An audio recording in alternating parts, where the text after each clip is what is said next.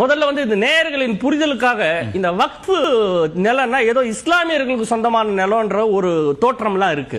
India வந்து சுதந்திரம் அடையும் பொழுது லார்ட் மவுண்ட் பேட்டன் வச்சு யார் யாருக்கு என்னென்ன உரிமைகள், என்னென்ன யார் யாருக்கு என்னென்ன சொத்துக்களை பிரிக்கிறாங்க.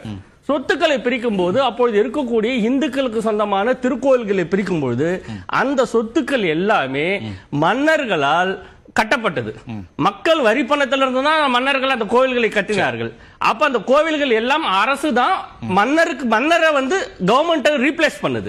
அப்ப அரசு அதை நிர்வகிக்க வேண்டும் என்று முடிவு செய்யப்பட்டு இந்தியா முழுக்க இருக்கக்கூடிய திருக்கோவில்கள் அரசு நிர்வாகத்துக்கு கீழே போச்சு. சரி. இரண்டாவது இஸ்லாமியர்கள் சொத்து.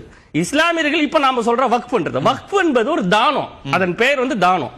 இப்ப தானமாக கொடுக்கப்பட்ட சொத்துக்கள். இந்த சொத்துக்களும் முகலாய பேரரசராகட்டும், இஸ்லாமிய அரசர்களாகட்டும், இங்க இருக்கக்கூடிய குறுநில மன்னர்களாக இருந்த இஸ்லாமியர்களாகட்டும், இவர்கள் எல்லாம் கூட மக்கள் சொத்துல இருந்து, சக இஸ்லாமியர்கள் சொத்துல இருந்து தான், பணத்துல இருந்து அதை கட்டி இருக்காங்க.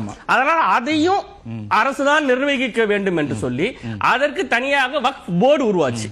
இதுதான் இந்து நம்மளுடைய இந்து அறநிலையத்துறை உருவான வரலாறும் வக்ஃப் போர்டு உருவான வரலாறும்.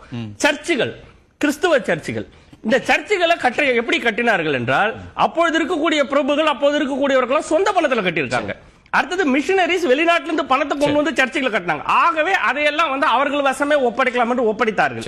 இப்பவும் வக்ஃப் சொத்துக்கள் என்பது அரசின் கட்டுப்பாட்டில் தான் இருக்கிற ஒழிய அது ஏதோ இஸ்லாமியர்களின் கட்டுப்பாட்டில் இல்லை.